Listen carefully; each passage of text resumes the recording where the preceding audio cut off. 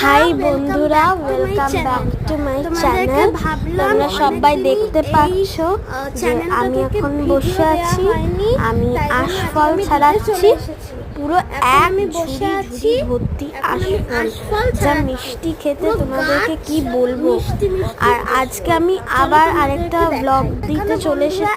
এক প্লাস্টিক ভর্তি আশফল। আর কারণ হচ্ছে আমার অনেকদিন এই ব্লগ দেওয়া হয়নি এই চ্যানেলটা থেকে। আমার একটা আঙ্কেল দিয়েছে ভর্তি আশফল। এগুলো কিন্তু দারুণ টম্বাই দারুণ খেতে ছিল আশফলটা।